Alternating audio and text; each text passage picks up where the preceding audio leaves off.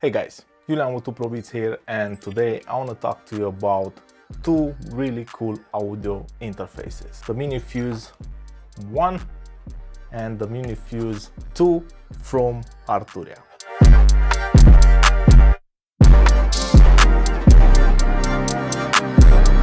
Just a quick disclaimer, Arturia did send me the two audio interfaces, but they didn't get to preview this video or influence this in any shape or form. When it comes to audio interfaces, we have lots of choices from entry level to top end.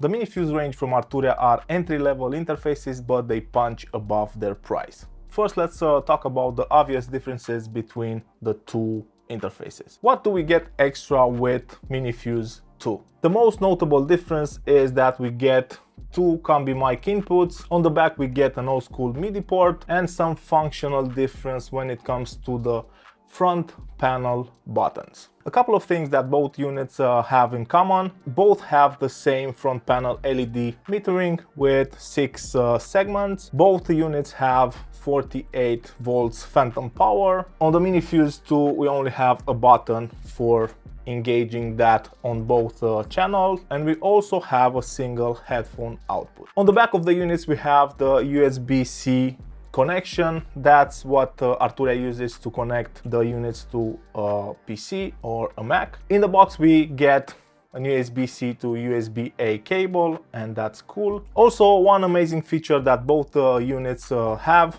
is the USB hub. This can be used for an external hard drive, an external SSD, a MIDI keyboard. Myself, I am using the hub to plug my iLock, and it works like a charm. I'm not a technical guy, but when it comes to specs, both units have a nice dynamic range of 110 dB. The preamps have 56 dB of gain range, and both units can record 24 bits up to 192 kHz.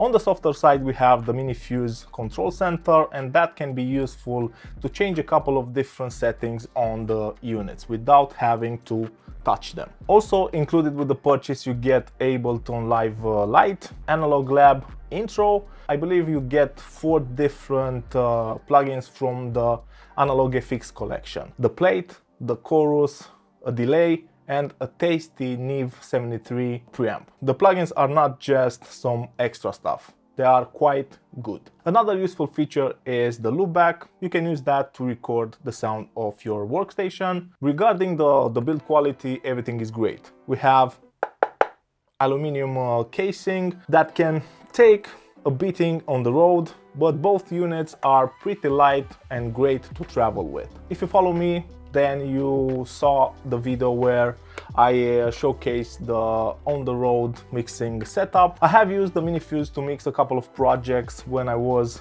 away from the studio, and the interface did exactly what I needed. It stayed out of my way, no errors, no crashes, no clicks, no pops, and that's something that I really appreciate. As you know, I'm a big fan of RME, and that's the reason why. Arturia is top-notch when it comes to drivers, and I had no issue whatsoever. When it comes to prices, MiniFuse 1 $99, MiniFuse 2 $149. I believe that when you take into consideration the entire package, the build quality, the plugins that you get, the software, USB hub, this is a no-brainer, and for me this is probably one of the best entry-level audio interfaces on the market. If you are just mixing like me and you don't record, you don't need the extra preamp, go with the MiniFuse 1. That's my pick. So these were the Arturia MiniFuse interfaces. I hope that you enjoyed this video.